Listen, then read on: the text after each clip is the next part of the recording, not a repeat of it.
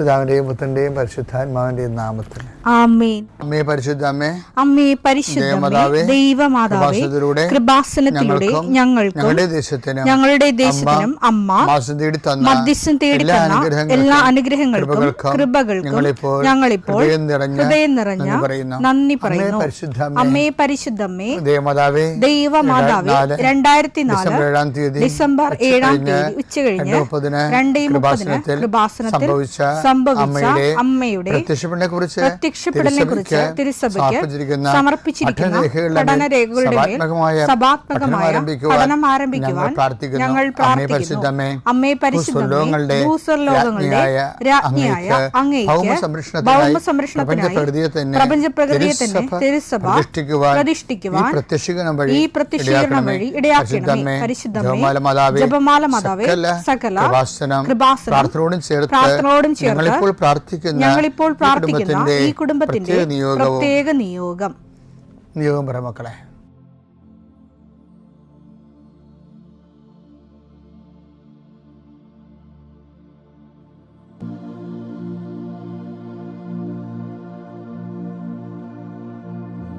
അമ്മയുടെ പ്രത്യക്ഷീകരണത്തിന്റെ ഈ അനുഗ്രഹവേളയിൽ ഞങ്ങൾക്ക് സാധിച്ചു തരുവാൻ കനിയണമേ. ആമേൻ. വിശ്വാസ പ്രമാണം. സർവശക്തനായ പിതാവും ആകാശത്തിന്റെയും ഭൂമിയുടെയും സൃഷ്ടാവുമായ ദൈവത്തിൽ ഞാൻ വിശ്വസിക്കുന്നു. അവിടുത്തെ ഏകപുത്രനും ഞങ്ങളുടെ കർത്താവുമായ ഈശോമിശിഹായിലും ഞാൻ വിശ്വസിക്കുന്നു.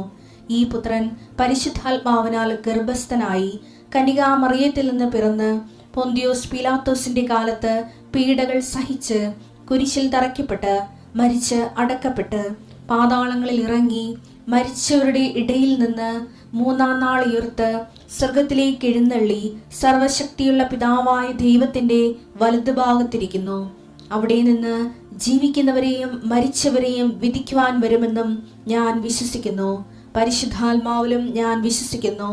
വിശുദ്ധ കത്തോലിക്കാ സഭയിലും പുണ്യവാന്മാരുടെ ഐക്യത്തിലും പാപങ്ങളുടെ മോചനത്തിലും ശരീരത്തിന്റെ ഉയർപ്പിലും നിത്യമായ ജീവിതത്തിലും ഞാൻ വിശ്വസിക്കുന്നു. ആമേൻ.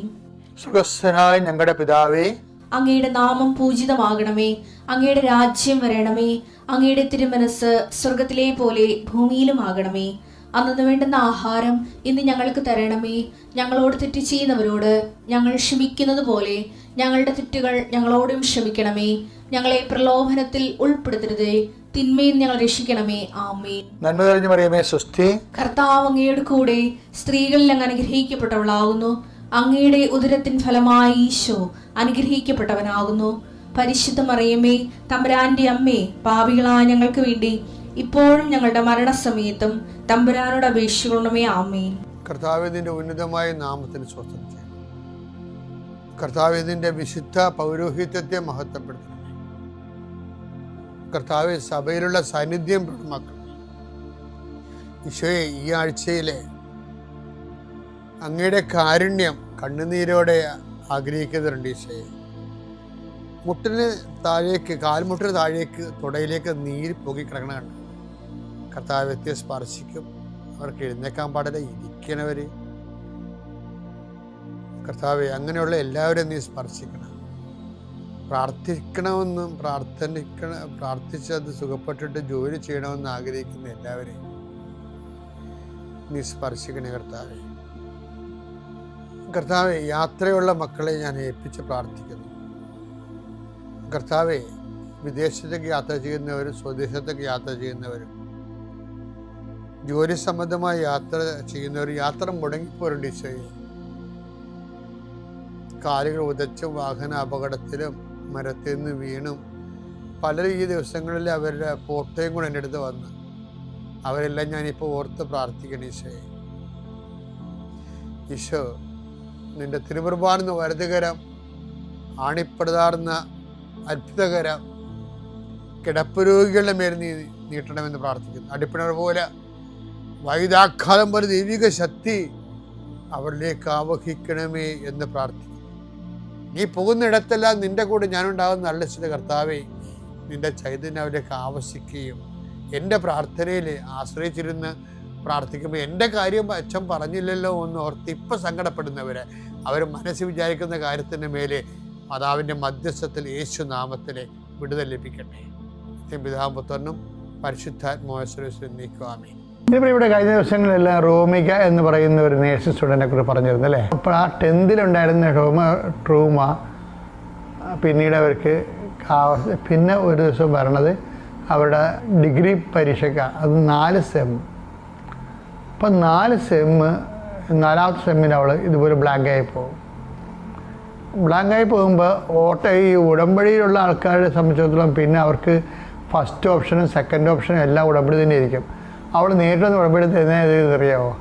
അവൾ പരീക്ഷയ്ക്ക് പോകണ മുമ്പ് തന്നെ ഉടമ്പടിത്തലൊക്കെ തേച്ച് അവിടെ ആ ഈശോയിലുള്ള പൂർണ്ണമായ വിശ്വാസം കൊണ്ടാണ് അത് ഉടമ്പടി എടുത്തപ്പോൾ തന്നെ അവൾ ഓക്കെ ആയി. പിന്നെ എന്താ, പിന്നെ വേറെ ഒരു എക്സ്ട്രാ എനർജി വരുന്നുണ്ട്. എന്ന് വെച്ചാൽ പരീക്ഷയ്ക്ക് പോകുമ്പോൾ ആ പരീക്ഷയ്ക്ക് മുമ്പ് തന്നെ ഗവൺമെൻറ് ലോ ചേഞ്ച് ആവും. എന്നിട്ട് 4th സെമ്മും 5th സെമ്മും ഒരുമിച്ച് എഴുതാൻ പറഞ്ഞു. എഴുതാൻ നിയമം വരും. അപ്പോൾ നഷ്ടപ്പെട്ട സമയം കൂടി അവർക്ക് തിരിച്ച് കിട്ടും. അപ്പോൾ അത് എഴുതാൻ പോകുമ്പോൾ പറയണത്, ഞാൻ യുദ്ധം ചെയ്യാൻ പോണ പോലെയാണ് പോയെന്ന്. എന്താ കാര്യം? ഉടമ്പടി തൈലം എടുത്ത് നെറ്റിക്ക് കുരിശിട്ട് മാതാവിൻ്റെ മെഡലെടുത്ത് പോക്കറ്റിൽ കുത്തി ആൾക്കാർ ഇപ്പോൾ ഇതെല്ലാം ഫൈറ്റിങ്ങിന് വേണ്ടിയുള്ള സാത്താൻ്റെ തിന്മകളുടെ ശക്തികളോടും ലോകശക്തികളോടുമുള്ള ഫൈറ്റിങ്ങിൻ്റെ ഉപകരണമായിട്ടാണ് വിശ്വാസ പ്രയോഗം. അത് നമുക്കറിയാമല്ലോ, വിശ്വാസ പ്രയോഗമാണിതെല്ലാം. നമുക്ക് വിശ്വാസത്തിന് പാരമ്പര്യമായിട്ടുള്ള ഫെയ്ത്ത് എക്സ്പ്രഷൻസ് എന്ന് പറഞ്ഞാൽ എന്താണ്? വിശ്വാസ പ്രഖ്യാപനം അല്ലേ. പിന്നെന്താണ്?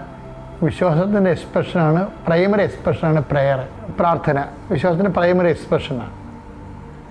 പിന്നെ വിശ്വാസം പിന്നെ അതിൻ്റെ സെക്കൻഡറി എക്സ്പ്രഷന് കുറച്ചുകൂടി മച്ചുവർ എക്സ്പ്രഷൻ എന്ന് പറയുന്നത് വിശ്വാസ പ്രഖ്യാപനമാണ്.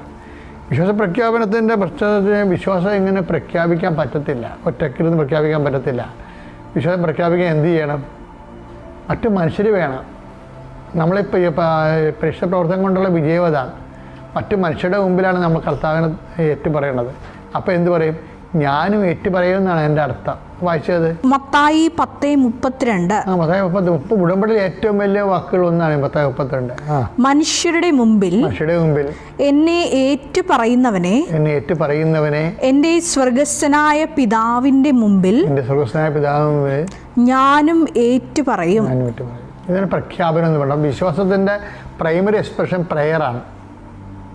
സെക്കൻഡറി എക്സ്പ്രഷൻ കുറച്ചുകൂടി മച്ചോ എക്സ്പ്രഷൻ എന്ന് പറഞ്ഞാൽ കുറച്ചുകൂടി അപ്ഗ്രേഡ് ആയിട്ടുള്ള എക്സ്പ്രഷൻ എന്താ? അത് പ്രഖ്യാപനമാണ്. ഈ പ്രെയറിൻ്റെയും പ്രഖ്യാപനത്തിൻ്റെ ഇടയ്ക്ക് ഏറ്റവും കൂടെ മാർക്ക് വരണത് പ്രഖ്യാപനത്തിലാണ്. കാര്യം അത് മനുഷ്യൻ സമൂഹത്തിലുള്ള ഏറ്റുപറച്ചിലാണ്. വിശ്വാസം എന്തിനാണെന്ന് ചോദിച്ചു കഴിഞ്ഞാൽ ഏറ്റുപറയാനാണ്. എവിടെയാണ്? മനുഷ്യരുടെ മുമ്പിലായിരിക്കണം.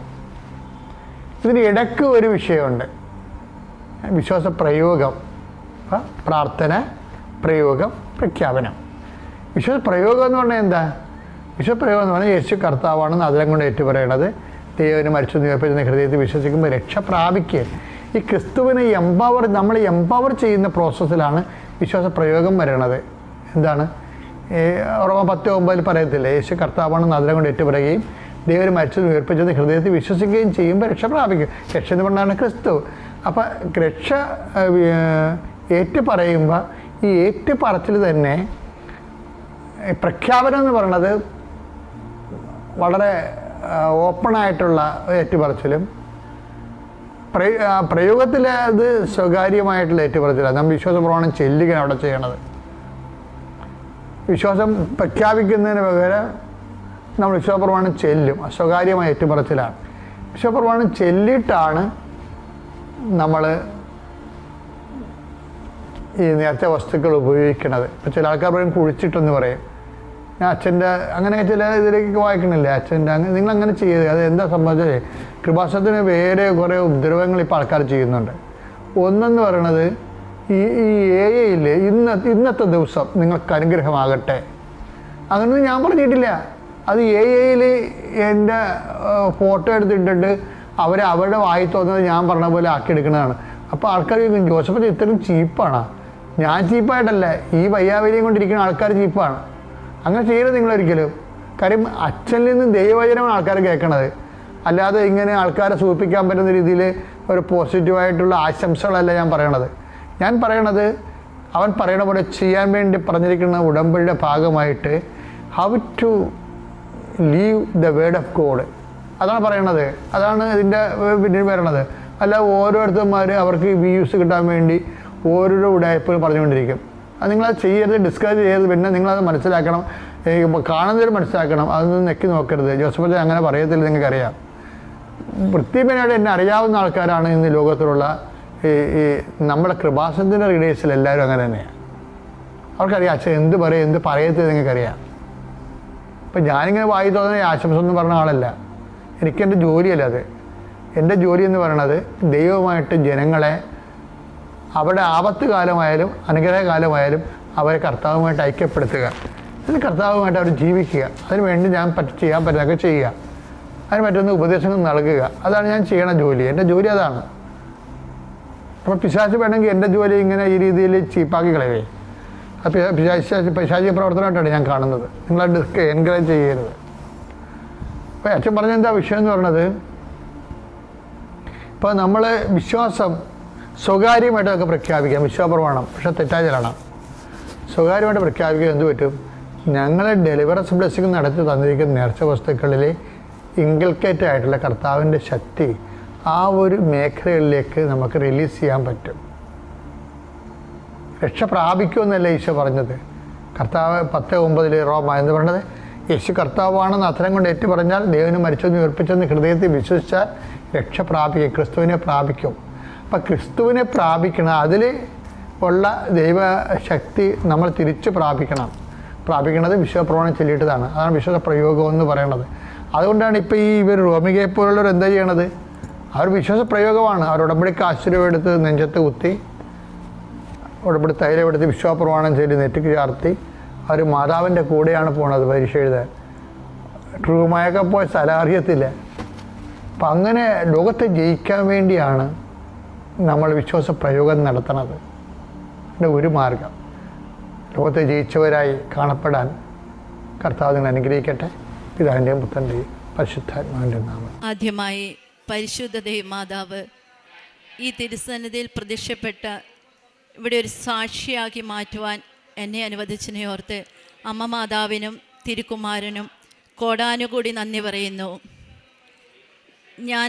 എനിക്ക് ലഭിച്ച അനുഗ്രഹങ്ങൾക്ക് നന്ദി പറയുവാൻ താമസിച്ചു പോയതിന് അമ്മയോട് തിരുക്കുമാരനോടും ഞാൻ മാപ്പ് ചോദിക്കുന്നു. എൻ്റെ പേര് ഷാലി. ഞാൻ വയനാട് മാനന്തവാടി കണിയാരം കത്തീഡ്രൽ ഇടവകയാണ്. ഞാൻ 2023 ഇവിടെ ആദ്യമായിട്ട് ഉടമ്പടി എടുത്തത്. അത് എൻ്റെ കൂടെ എൻ്റെ ഒരു കൂട്ടുകാരി ചേച്ചിയാണ് എന്നെ ആദ്യമായിട്ട് കൃപാസനത്തിൽ കൂട്ടിക്കൊണ്ട് വന്നത്. ആദ്യമായി ഞാനിവിടെ ഉടമ്പടി എടുക്കണമെന്നുള്ള ഒരു ചിന്തയൊന്നും ഉണ്ടായിരുന്നില്ല. ഇവിടെ വന്ന് ജസ്റ്റ് ഒന്ന് കാണുക, ഇവിടുത്തെ കാര്യങ്ങൾ എങ്ങനെയാണെന്ന് മനസ്സിലാക്കുക എന്ന് മാത്രമേ എനിക്ക് ഉദ്ദേശം ഉണ്ടായിരുന്നുള്ളൂ. പിന്നെ എല്ലാവരും ഉടമ്പടി എടുക്കുന്നത് കണ്ടപ്പോൾ ഞാൻ എടുത്തു. ഞാനത് ഒരു 6-7 മാസം കണ്ടിന്യൂസ് ആയിട്ട് ഞാൻ എല്ലാം പാലിച്ചു. രാവിലെ എണീറ്റ് പ്രാർത്ഥിച്ചു, രാത്രിയിൽ പ്രാർത്ഥന ചൊല്ലി. പിന്നെ ഞാനത് ഉഴപ്പി. പിന്നെ സത്യം പറയുകയാണെങ്കിൽ ഞാൻ 3ാമത് ഉടമ്പടി പുതുക്കിയപ്പോഴാണ് ഞാൻ ഉടമ്പടി പത്രിക പോലും ശരിയായിട്ട് വായിക്കാനായിട്ട് എനിക്കൊരു മനസ്സ് വന്നത്. അതിനുശേഷം 1 വർഷം മുമ്പ് എൻ്റെ ഭവനം ഓടിട്ടൊരു വീടായിരുന്നു. മരം കൊണ്ടുണ്ടാക്കിയതാണ്. എല്ലാം മരവും ജനലും വാതിലും എല്ലാം ചെതല് പിടിച്ചു പോയി. ഒരു രാത്രി 2 മണിയായിട്ടുണ്ടാവും. ഞാൻ ഒറ്റയ്ക്കാണുള്ളത്. എൻ്റെ ഭർത്താവ് മരിച്ചുപോയി. എനിക്ക് മക്കളൊന്നുമില്ല. ഞാനൊരു വീട്ടുജോലി ചെയ്താണ് ജീവിക്കുന്നത്. അപ്പോൾ 2 മണി രാത്രിയായപ്പോൾ എന്തോ ഇടിഞ്ഞു വീഴുന്ന ഒരൊച്ച കേട്ടു. ഞാൻ എൻ്റെ അമ്മയെ എന്ന് വിളിച്ച് ചാടി എണീറ്റിട്ട് എനിക്ക് എന്താ സംഭവിച്ചതെന്ന് എനിക്ക് മനസ്സിലായില്ല. ഞാൻ ലൈറ്റിട്ട് നോക്കി, ഹാളിലും കിച്ചണിലൊക്കെ പോയി നോക്കി. എനിക്കൊന്നും മനസ്സിലായില്ല. പിന്നെ ഞാൻ നോക്കുമ്പോൾ ഞാൻ കിടന്ന ബെഡ്റൂമിൻ്റെ എൻ്റെ തലയ്ക്ക് ഭാഗത്ത് മരവും ഒരു 10-25 ഓടും കൂടി പൊട്ടി വീണത്. എൻ്റെ തലേൻ്റെ അടുത്ത് തന്നെയാണ് എല്ലാം വന്ന് വീണത്. എന്നിട്ടും എൻ്റെ ദേഹത്തേക്ക് ഒരു കഷ്ണം ഓടോ ഒരു മരത്തിൻ്റെ ഒരു കഷ്ണം പോലോ വീഴാൻ എൻ്റെ അമ്മ മാതാവ് എനിക്ക് അങ്ങനെ ഒന്നും സംഭവിച്ചില്ല. അതെൻ്റെ അമ്മ മാതാവിൻ്റെ വലിയൊരു അനുഗ്രഹമായിട്ടാണ് ഞാൻ വിചാരിക്കുന്നത്. അങ്ങനെ ഓടെല്ലാം വീണ് പോയി. ഞാൻ രാവിലെ ഞങ്ങളുടെ ഇടവക പള്ളിയിൽ അച്ഛൻ്റെ അടുത്ത് പോയി സംസാരിച്ചു. അപ്പോൾ അച്ഛൻ എന്നോട് അടുത്ത് പറഞ്ഞു, നമുക്ക് കമ്മിറ്റി കൂടിയിട്ട് എന്തെങ്കിലും ചെയ്യാൻ പറ്റുമോ എന്ന് നോക്കട്ടെ. ആദ്യം സുരക്ഷിതമായി ആ വീട്ടിൽ താമസിക്കാൻ പറ്റിയില്ലെങ്കിൽ അയൽവക്കത്ത് എവിടെയെങ്കിലും പോയി കിടക്കുക, അത് കഴിഞ്ഞിട്ട് ഞങ്ങൾ എന്തെങ്കിലും ചെയ്തു തരാൻ നോക്കാം എന്ന് പറഞ്ഞു. അത് കഴിഞ്ഞ് ഞാൻ മാതാവിനോട് മുട്ടിപ്പായി പ്രാർത്ഥിച്ചു. എനിക്കൊരു വീട് പോലും വെക്കാൻ, എനിക്ക് ഒരു ജനൽ പോലും വാങ്ങി വെക്കാൻ എൻ്റെ കയ്യിൽ നിവൃത്തിയില്ല. അപ്പം ഞാൻ അമ്മേനോട് കരഞ്ഞ് പ്രാർത്ഥിച്ചു, അമ്മ മാതാവേ, എനിക്ക് എൻ്റെ വീടിൻ്റെ എന്തെങ്കിലും ഒന്ന് ചെയ്തു തരണം. അത് കഴിഞ്ഞ് അനുഗ്രഹമെന്ന് പറയട്ടെ, 3 മാസം കഴിഞ്ഞപ്പോൾ പള്ളിയിൽ നിന്ന് എൻ്റെ അച്ഛൻ വിളിച്ചു, ചേച്ചിക്ക് വീട് മേൽപ്പര ആംഗ്ലറിങ് ഇട്ട് തരാമെന്ന് പറഞ്ഞു. അങ്ങനെ അതെല്ലാം ഭംഗിയായി നടത്തി തന്നു. അതിനുശേഷം എൻ്റെ വീടിൻ്റെ ജനലും വാതിലും എല്ലാം മരം കൊണ്ടുണ്ടാക്കിയതായിരുന്നു. അതെല്ലാം ചെതല് പിടിച്ചു പോയിരുന്നു. ഒരു തള്ളു കൊടുത്താൽ വാതിലെല്ലാം പോകുമായിരുന്നു. എന്നിട്ട് എനിക്ക് അത് കഴിഞ്ഞിട്ടും എനിക്ക് വിഷമായി. ഞാനിതെന്ത് ചെയ്യും മാതാവേ? എനിക്കൊരു കട്ടില പോലും മേടിച്ച് വെക്കുവാനായിട്ട് എനിക്ക് സാമ്പത്തികമില്ല. അപ്പോൾ ഞാൻ പണിയെടുക്കുന്ന വീട്ടിൽ ആ ചേച്ചി എന്നോട് പറഞ്ഞു, നീ സങ്കടപ്പെടണ്ട, നിനക്ക് ആ വീടിന് വേണ്ടുന്ന കട്ടിലയും ജനലയും അലമാരിയെല്ലാം ഞങ്ങൾ വാങ്ങിത്തരാം, അത് വയ്ക്കാനുള്ള എന്തെങ്കിലും ഒരു സംവിധാനം നീ ആക്കിയാൽ മതിയെന്ന് പറഞ്ഞു. പിന്നെയും ഞാൻ എൻ്റെ ഇടവക പള്ളിയിൽ പോയി അച്ഛനോട് പറഞ്ഞു, അച്ഛാ, എനിക്ക് പണിയെടുക്കുന്ന വീട്ടിൽ നിന്ന് എല്ലാം വാങ്ങിത്തരാമെന്ന് പറഞ്ഞു. പക്ഷെ അത് വയ്ക്കാനുള്ള സാമ്പത്തികം എൻ്റെ കയ്യിലില്ല, അച്ഛൻ എന്തെങ്കിലും ഒന്ന് ചെയ്തു തരണമെന്ന് പറഞ്ഞു. അത് കഴിഞ്ഞ് ഒരാഴ്ച കഴിഞ്ഞപ്പോൾ ഞങ്ങളുടെ പള്ളിയിലെ വിൻസെൻ്റ് പോൾ സംഘടനക്കാർ എൻ്റെ വീട്ടിൽ വന്നു. അവരതെല്ലാം കണ്ട് നോക്കിയിട്ട് പോയി. എന്നോട് പറഞ്ഞു, ഉറപ്പൊന്നുമില്ല ഷാലി, നീ നന്നായിട്ട് പ്രാർത്ഥിച്ചോ, പിന്നെ നിനക്ക് ഭാഗ്യമുണ്ടെങ്കിൽ കിട്ടും എന്ന് പറഞ്ഞു പോയി. ഞാൻ മാതാവിനോട് മുട്ടിപ്പായി പ്രാർത്ഥിച്ചു, അമ്മ മാതാവേ, എനിക്ക് ആരും ഇല്ലാത്തതാണ്, എനിക്ക് അമ്മ മാത്രമേ ഉള്ളൂ. ഞാൻ അതുകൊണ്ട് എൻ്റെ വീടിൻ്റെ ബാക്കി മെയിൻ്റനൻസ് പണി ചെയ്യാനായിട്ട് ഞാൻ ഡേറ്റ് ഇട്ട് പ്രാർത്ഥിച്ചു. ജനുവരി 30 എനിക്ക് എൻ്റെ വീടിൻ്റെ അറ്റകുറ്റപ്പണി ചെയ്തു തരണമെന്ന് ഞാൻ ഡേറ്റ് ഇട്ട് പ്രാർത്ഥിച്ചതിൻ്റെ ഫലമായിട്ട് ഡിസംബർ പകുതിയോടുകൂടി എനിക്ക് എൻ്റെ വീടിൻ്റെ വിൻസെൻ്റ് പോൾക്കാർ വന്ന വീടിൻ്റെ എല്ലാം ചെയ്തു തന്നു. ബാക്കി എല്ലാ പണിയും ചെയ്തു, പെയിൻറ്റിങ് കഴിഞ്ഞു, സീലിംഗ് അടിച്ചു. അച്ഛനെ കൊണ്ടുവന്നിട്ട് ഞാൻ എൻ്റെ വീട് വെഞ്ചരിച്ചു. അത് അമ്മ മാതാവിൻ്റെ ഒറ്റയൊരു അനുഗ്രഹം മാത്രമാണ്. ഉടമ്പടി എടുത്തതിന് ശേഷം അമ്മ മാതാവ് എനിക്ക് നൽകിയ ഏറ്റവും വലിയൊരു അനുഗ്രഹമാണത്. അതുകൂടാതെ എൻ്റെ ഒരു ചെറിയൊരു രോഗസൗഖ്യം, എനിക്ക് കൈക്ക് എപ്പോഴും കുഴിനകം വരുമായിരുന്നു. കൈ നനയുന്നത് കൊണ്ടും എൻ്റെ ജോലി വീട്ടുപണിയാണ്. അപ്പോൾ ഈ സോപ്പിൻ്റെയും പാത്രം കഴുകുന്ന ഡിഷ് വാഷിൻ്റെയൊക്കെ ഇതൊക്കെ ഉള്ളത് കൊണ്ട് എൻ്റെ കൈ എപ്പോഴും പഴുക്കുമായിരുന്നു. എന്നിട്ട് ഞാൻ മരുന്ന് മേടിച്ച് മടുത്തു. ഞാൻ മൈലാഞ്ചി അങ്ങനെയുള്ള സാധനങ്ങളൊക്കെ അരച്ചിട്ട് നോക്കി, എന്നിട്ടൊന്നും എനിക്കത് കുറയുന്നില്ല. ലാസ്റ്റ് ഞാൻ ഡോക്ടറെ അടുത്ത് ചെന്നപ്പോൾ ഡോക്ടർ എന്നോട് പറഞ്ഞു, ഈ നഖം എടുത്ത് കളയണം, അല്ലാതെ നിവൃത്തിയില്ല എന്ന് പറഞ്ഞു. ഞാൻ അമ്മ മാതാവിനോട് പറഞ്ഞ് പ്രാർത്ഥിച്ചു, അമ്മേ, ഈ നഖം എടുത്ത് കളഞ്ഞാൽ എനിക്ക് പണിക്ക് പോകാൻ പറ്റില്ല, എനിക്ക് കൊണ്ടുതരാൻ ആരുമില്ല. അപ്പോൾ അമ്മ മാതാവിൻ്റെ തൈലം ഞാൻ കുരിശ് വരച്ച് വിശ്വാസ പ്രമാണം ചൊല്ലി പ്രാർത്ഥിച്ചു. ദിവസവും ഞാൻ പ്രാർത്ഥിക്കുമായിരുന്നു. അതിൻ്റെ ഫലമായിട്ട് എൻ്റെ അമ്മ മാതാവ് എൻ്റെ കൈയിൻ്റെ ആ കുഴിനകം പൂർണ്ണമായിട്ടും എടുത്തു മാറ്റിയില്ലെങ്കിലും ചെറുതായിട്ട് ഇപ്പോഴും ചെറിയ ചെറിയ നീരൊക്കെ വരുന്നുണ്ട്, വേദനയും ചൊറിച്ചിലൊക്കെ വരുന്നുണ്ട്. എന്നാലും ഞാൻ പൂർണ്ണമായിട്ടും അമ്മ അത് മാറ്റിത്തരുമെന്ന് ഞാൻ പൂർണ്ണമായിട്ട് വിശ്വസിക്കുന്നുണ്ട്. പിന്നെ എൻ്റെ കാരുണ്യ പ്രവൃത്തികൾ, ഞാൻ പത്രം എല്ലാ വീടുകളിലും കൂടെയാണ് ഞാൻ കൊണ്ടു കൊടുക്കുന്നത്. ഓരോ വീട് കയറി ഇറങ്ങി ഞാൻ പത്രം വിതരണം ചെയ്യലുണ്ട്. പിന്നെ എനിക്ക് വിശുദ്ധ കുർബാനയിൽ എല്ലാ ദിവസവും പങ്കെടുക്കാനായിട്ട് സാധിക്കുന്നില്ല. എൻ്റെ വീട് കുറച്ച് ദൂരമാണ്, പള്ളീൻ്റെ അടുത്തല്ല, കുറച്ച് ദൂരമാണ്. ഞായറാഴ്ച ദിവസങ്ങളിൽ ഞാൻ ഒരു ഞായറാഴ്ച പോലും മുടങ്ങാതെ വിശുദ്ധ കുർബാനയിൽ പങ്കെടുക്കുന്നുണ്ട്. അതേപോലെ കാരുണ്യ പ്രവർത്തികൾ ഞാൻ എൻ്റെ കൂടെ വന്ന ചേച്ചിയും ഞാനും കൂടി നമ്മുടെ വീടിൻ്റെ അടുത്ത് തന്നെ ഒരു ഓൾഡ് ഏജ് ഹോമുണ്ട്. അവിടെ പോയി അമ്മച്ചിമാരെ കുളിപ്പിക്കാനും അമ്മച്ചിമാരുടെ തുണികളൊക്കെ കഴുകി കൊടുക്കാനും ഒക്കെ ഞങ്ങൾ പോയിട്ടുണ്ട്. പിന്നെ ആസ്പത്രികളിൽ ഞങ്ങൾ രോഗികളെ സന്ദർശിക്കാനായിട്ട് ഞാനും ആ ചേച്ചിയും കൂടി പോയിട്ടുണ്ട്. പിന്നെ എനിക്ക് എല്ലാ ദിവസവും പോകാനുള്ള സാഹചര്യമില്ല. ഞായറാഴ്ച ഒരു ദിവസമാണ് എനിക്ക് ലീവുള്ളത്. കഴിയുന്നതും ഞാൻ കാരുണ്യപ്രവർത്തികളിലും പ്രേക്ഷിത പ്രവർത്തനങ്ങളിലൊക്കെ ഞാൻ ചെയ്യാറുണ്ട്. ഇത്രയും അനുഗ്രഹങ്ങൾ നൽകിയ എൻ്റെ പരിശുദ്ധ അമ്മയ്ക്കും തിരുകുമാരനും 1000 കോടി നന്ദി പറഞ്ഞുകൊണ്ട് എൻ്റെ സാക്ഷ്യം നിർത്തുന്നു. സങ്കീർത്തനങ്ങൾ 27 അധ്യായം 5 വാക്യം. ക്ലേശകാലത്ത് അവിടുന്ന് തൻ്റെ ആലയത്തിൽ എനിക്ക് അഭയം നൽകും. തൻ്റെ കൂടാരത്തിനുള്ളിൽ എന്നെ ഒളിപ്പിക്കും. എന്നെ ഉയർന്ന പാറമേൽ നിർത്തും. പരിശുദ്ധ അമ്മയുടെ പ്രത്യക്ഷീകരണ സാക്ഷിയായിട്ട് ശാലി മാനന്തവാടി തൻ്റെ അനുഭവ സാക്ഷ്യം നമുക്ക് മുമ്പിൽ പങ്കുവെക്കുകയായിരുന്നു.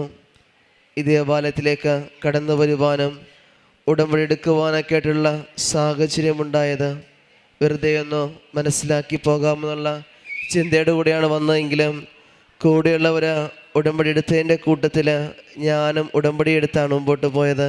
എന്നാൽ തൻ്റെ മുമ്പോട്ടുള്ള യാത്രയിൽ 3ാമത്തെ പുതുക്കലിന് ശേഷമാണ് പൂർണ്ണമായിട്ടും ഉടമ്പടിയെക്കുറിച്ച് മനസ്സിലാക്കിക്കൊണ്ട് ജീവിക്കുവാനായിട്ട് സാധിക്കുകയത്. തൻ്റെ ജീവിതത്തിൽ ഭവന സംബന്ധമായ നിരവധിയായ ബുദ്ധിമുട്ടുണ്ടായിരുന്നെങ്കിലും അത് ഇടവക വിചാരിച്ചിനെ കണ്ട് കാര്യങ്ങൾ ക്രമപ്പെടുത്തുകയും അതൊക്കെ മറ്റുള്ള തീരുമാനിക്കാന്നൊക്കെ പറയുകയും ചെയ്യുമ്പോഴും അതേ തുടർന്നാണെങ്കിലും ഇൻസെൻറ്റീവ് പെടുന്ന സംഘടനയോടുകൂടി അതിന് വേണ്ട ക്രമീകരണങ്ങളൊക്കെ ചെയ്യാമെന്ന് പറയുമ്പോഴും പരിശുദ്ധ അമ്മയോട് പൂർണ്ണമായിട്ട് ആശ്രയിച്ച് പ്രാർത്ഥിക്കുന്നുണ്ട്. മാതാവിന് ഈ ഒരു കാര്യത്തിൽ ഭവനസംബന്ധമായ കാര്യത്തിൽ ഇടപെടണമെന്ന്. അതോടൊപ്പം തന്നെയാണെങ്കിലും താൻ ജോലി ചെയ്ത സ്ഥലത്ത് വീട്ടിലെ ആൾക്കാർ തനിക്ക് ഭവനത്തിന് വേണ്ട എല്ലാ ക്രമീകരണങ്ങളും ചെയ്യാനായിട്ട് സന്നദ്ധരാണെന്ന് പറയുകയൊക്കെ ചെയ്യുമ്പോൾ അത് പരിശുദ്ധ അമ്മയോട് ചേർന്നുകൊണ്ട് അത് പൂർണ്ണമായിട്ടും തനിക്ക് നല്ല രീതിയിൽ ഭവനത്തെ നല്ല രീതിയിൽ താമസിക്കത്തക്ക രീതിയിൽ അത് മാറ്റിയെടുക്കുവാനായിട്ട് അനുഗ്രഹമൊക്കെ ലഭിക്കുക ചെയ്തത് പരിശുദ്ധ അമ്മയോട് ചേർന്നുകൊണ്ടുള്ള തൻ്റെ ഉറച്ച വിശ്വാസം തന്നെയാണ്. അതുകൊണ്ട് തന്നെയാണ് തനിക്ക് ഡേറ്റ് ഇട്ട് പ്രാർത്ഥിക്കുവാനും അത് താനിട്ട ഡേറ്റിന് 1 മാസം മുമ്പ് തന്നെ ഡിസംബറിലായിട്ട് അത് പൂർണ്ണമായിട്ട് പൂർത്തീകരിച്ചുകൊണ്ട് പരിശുദ്ധ അമ്മയോട് ചേർന്നുകൊണ്ട് തനിക്ക് ആ ഭവനത്തിലേക്ക് താമസിക്കുവാനായിട്ട് സാധിക്കുകയും ചെയ്തത് പൂർണ്ണമായിട്ടും പരിശുദ്ധ അമ്മയോട് ചേർന്നുകൊണ്ടുള്ള തൻ്റെ ഉടമ്പടിയിലുള്ള വിശ്വാസം തന്നെയാണ് തനിക്ക് എത്താനക്ക് മുമ്പിൽ സാക്ഷിയാകുവാനായിട്ട് പരിശുദ്ധമ്മ അനുഗ്രഹിക്കുക ചെയ്തത്. ഇനിയും ഈ അമ്മയുടെ യാത്രയിൽ പരിശുദ്ധമ്മയുടെ പ്രത്യക്ഷയുടെ സാക്ഷിയായിട്ട് ഇനിയും ഈ അമ്മയെ മാറ്റിയിട്ട് നമുക്ക് പ്രാർത്ഥിക്കാം. ഒപ്പം നമ്മളെയും പ്രത്യക്ഷീകരണത്തിൻ്റെ സാക്ഷികളായിട്ട് ഉയർത്തണമേ എന്ന് പ്രാർത്ഥിക്കുകയും ചെയ്യാം.